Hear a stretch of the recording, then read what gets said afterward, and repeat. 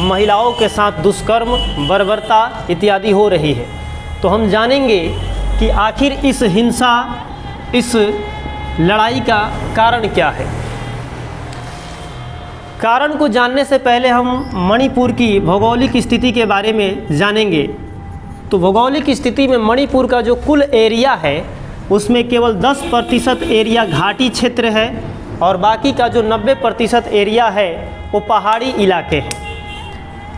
मणिपुर में 3 समुदायों के लोग सबसे अधिक हैं, जिसमें पहले हैं मैत्री, जिनकी आबादी मणिपुर के घाटी वाले क्षेत्र यानी राजधानी इम्फाल में 53% के आसपास है। और दूसरी सबसे बड़ी जाति है कुकी और तीसरी है नागा, जो हिली एरिया अर्थात पहाड़ी एरिया में रहती है। विवाद का जड़ क्या है? विवाद का मुख्य कारण है मणिपुर में एक भूमि से संबंधित कानून। दरअसल मणिपुर में मैत्री बहुसंख्यक हैं, मैतेई बहुसंख्यक हैं और ये सिर्फ घाटी वाले अर्थात राजधानी इम्फाल वाले क्षेत्र में रहते हैं, जबकि कुकी और नागा हिली एरिया में रहते हैं। मणिपुर में एक भूमि कानून है जिसके अनुसार कोई भी मैती केवल घाटी इलाके में ही ज़मीन खरीद सकता है या रह सकता है, उसे पहाड़ी इलाके में ज़मीन खरीदने का अधिकार नहीं है। दूसरी तरफ कुकी जिन्हें पहले से ही एसटी का दर्जा प्राप्त है, वो मणिपुर के किसी भी इलाके में ज़मीन खरीद सकते हैं, बस सकते हैं, रह सकते हैं।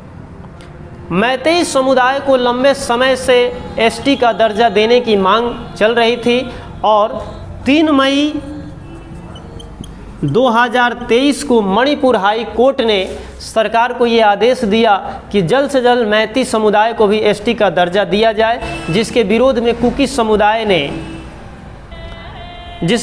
कुकी समुदाय करने लगे और इस प्रकार दंगा शुरू हो गई। मैतेई और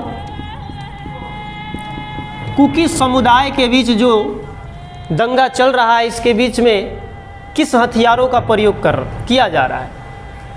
4 मई 2023 ईस्वी को मैतेई समुदाय ने मणिपुर पुलिस ट्रेनिंग सेंटर पर हमला किया और वहां से हजारों की संख्या में अत्याधुनिक हथियारों जैसे इंसास राइफल, SLR राइफल, 303 और इसके साथ साथ सैकड़ों राउंड और हजारों राउंड गोलियां वहां से लूट ली।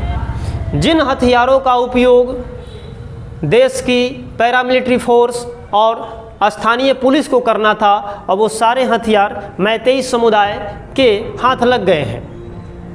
दूसरी तरफ कुकी समुदाय के पास भी हथियारों की कमी नहीं है, उनके पास भी इसी प्रकार की अत्याधुनिक हथियारें, 12 बोर की राइफल और गुलेलों का उपयोग इस दंगे में बड़े पैमाने पे किया जा रहा है।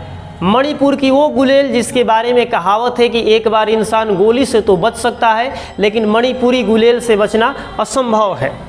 खबरों की माने तो दोनों दल एक दूसरे से रेडियो, वायरलेस, वॉकी टॉकी पे बात कर रहे हैं और एक दूसरे को युद्ध के लिए उकसा रहे हैं। और जैसे ही chief justice of India DY Chandrachud ने इस बात पर केंद्र सरकार को चेतावनी दी कि अगर मणिपुर मामले में केंद्र सरकार कुछ नहीं करती है तो सुप्रीम कोर्ट स्वतः ही इस मामले में इंटरफेयर करेगा और इस मामले की पूरी जानकारी लेगा।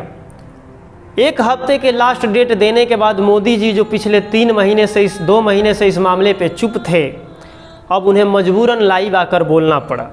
कुछ खबरों की माने तो इस हिंसे में बड़े पैमाने पर स्नाइपर का भी उपयोग किया जा रहा है और इसलिए इसे आप एक दंगा न समझ के छोटा मोटा गृह युद्ध ही समझ लीजिए, क्योंकि दुनिया का ये एकलौता दंगा है जिसमें स्नाइपर यानी लॉन्ग रेंज की बंदूकों का भी इस्तेमाल किया जा रहा है।